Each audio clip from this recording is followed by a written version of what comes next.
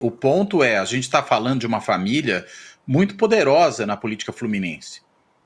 Basta pensar, enfim, que um deles é conselheiro do Tribunal de Contas, e não é qualquer um que vai para o Tribunal de Contas. Até outro dia, o Chiquinho Brazão era secretário municipal na Prefeitura do Rio de Janeiro, né? Secretário do Paz. Ao mesmo tempo, tem vinculações com o bolsonarismo. Ou seja, essa vinculação, enfim, familiar, carnal, aí, que foi exposta pela filha do Eduardo Cunha. Ou seja, você tem uma série de relações ali entremeadas que não são de pouca monta. E eu até chamaria atenção para um fato, né? Até o deputado do PT, o Quaquá, que tomou chato sumiço, né? Que resolveu não aparecer lá, né? Não resolveu dar as caras. Mas defendeu porque, enfim, publicamente, né, professor? Já tinha defendido publicamente. Defendeu, mas como o partido fechou posição, seria muito complicado, né? Aí o Quaquá ir lá votar a favor do Brazão, né? Defendeu, já ficou numa situação muito complicada e depois ainda teve esse problema, né? Quer dizer, teria que se colocar contra o próprio partido. Imagina a situação que seria um deputado do PT votando a favor, né, de liberar o Brazão. Então, é uma coisa muito complicada, tanto pela questão em si, do que está envolvido aí, né? A gente está falando de um assassinato político, não é qualquer crime esse que está posto, é um assassinato político que demorou todos esses anos, e estamos falando de uma família que, dada inclusive toda essa influência, essa rede de influência que eles têm no Rio de Janeiro, foi capaz durante esses 6 anos de impedir que a investigação avançasse. Então, claro que a prisão preventiva nesse caso, ela não se dá fora de um contexto, ela se dá num contexto que nós estamos falando de figuras altamente poderosas no estado do Rio de Janeiro e que, tão poderosas que são, conseguiram obstaculizar as investigações durante 6 anos. Então, como é que seria esses 2 indivíduos soltos? Não é o indivíduo, sei lá, que foi pego porque desviou verba de alguma coisa, ele não oferece risco exatamente, necessariamente a ninguém. Aí a gente está falando de crime de sangue. A gente está falando de vinculação com milícia, com crime organizado, que não é, enfim, qualquer tipo de organização criminosa, uma organização criminosa que mata seus adversários e mata sistematicamente. Então, eu acho que a prisão preventiva era mais do que necessária nesse caso, e quem votou contra ela não levou e acabou se expondo, né? Desse ponto de vista, pode até ter sido muito positivo, né?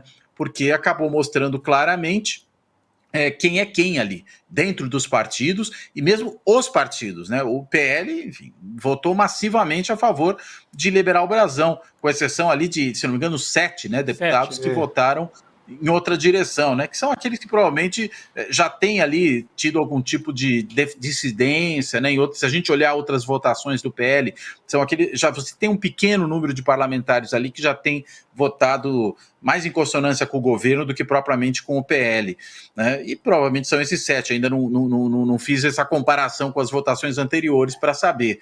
Mas, de resto, a gente vê partidos muito divididos, o que sinaliza que a eleição para a sucessão do... Eu ia falar do Eduardo Cunha, né? Não é à toa. Do Arthur Lira, ela pode ser uma sucessão talvez mais interessante, mais emocionante do que estava se pintando até pouco tempo. Ou seja, e não é à toa que hoje o Lira estava cuspindo marimbondo, né? É isso que eu ia te perguntar, Cláudio. Ele percebeu, né? Que se enfraqueceu. Cláudio, obrigado pela sua presença aqui, um prazer falar com você ao vivo aqui no ICL. Sempre um prazer falar com você também, Rodrigo. Muito bom. 2 grandes derrotados aqui, né? A família Bolsonaro, porque eles botaram a cara, né? Ontem o Eduardo Bolsonaro gravou aquele vídeo, né? E, me parece, o Arthur Lira. Agora, tiveram reações diferentes e até surpreendentes, porque enquanto o bolsonarismo, que é dado a gritar, a falar, não sei o quê, não passou recibo e tocou a ficha adiante, já está com pauta de agitação, continua naquela pauta de agitação internacional e tal, o bolsonarismo é que deveria sair gritando e não gritou, mas foi derrotado. O Arthur Lira, que é tido como um sujeito profissional, frio da política, saiu atacando o ministro. Acusou o golpe, né? Acusou o golpe. Não é interessante isso, Cláudio? Será que mostra uma certa fraqueza? Porque o Arthur Lira não é dado a esses rompantes. Tirando no início da abertura do ano do Congresso, verdade, que ele também chegou ali dizendo, olha só, vamos mostrar. E a gente tem que entender que a gente está ali... Mas não foi logo depois de uma derrota, né? Só para pontuar essa questão. Isso. A gente tem que saber que a gente está falando, né, professor, de um cara que teve 464 votos para a presidência da Câmara. Quase unanimidade. Quase. É a maior votação da história. O que você acha dessa reação dele de hoje? Eu acho que é realmente reação de alguém que acusou o golpe, né? E acusou feio. Inclusive para dizer que o ministro Padilha é seu desafeto pessoal. A coisa chega num nível que, veja, fazer política, você pode ter divergências grandes, mas quando você começa a levar para o lado pessoal, mostra amadorismo, inclusive, né? E eu acho que o Lira não é um amador, mas se comportou como se fosse. Né? Nesse caso, se fosse amador, ele talvez não tivesse tanto poder quanto concentrou, mas acho que sentiu o golpe porque talvez tenha percebido que ele não tem um controle tão grande da Câmara quanto imaginou que tivesse. Né? Claro, ele teve esse recorde de votação para a sua eleição lá atrás, mas agora sofreu uma derrota importante, porque ele botou o Elmar Nascimento para trabalhar nisso, inclusive para que o Elmar Nascimento fizesse média com a extrema-direita no Congresso, na Câmara, no caso. Né? E ao fazer essa média, se fortalecesse na disputa sucessória, e de repente ficou com a bunda na janela.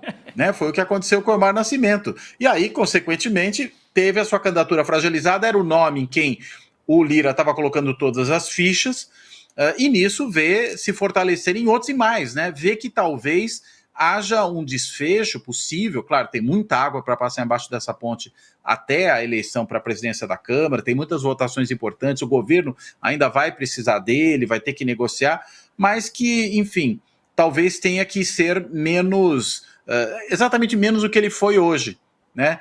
Menos agressivo, menos hostil, né? Sempre ali querendo cobrar alguma coisa, cobrar emenda para a saúde, cobrar não sei o quê, enfim. Né? E acusar o Padilha dessa maneira, talvez porque o Padilha não seja com ele tão concessivo quanto ele gostaria que fosse. Né? Mas, afinal de contas, ele tem um governo para representar. Ele não pode ser ali o cãozinho mandado do Arthur Lira. Né? O Arthur Lira quer que, na verdade, todo mundo faça apenas o que ele quer. Não tem condições, né, de funcionar dessa maneira.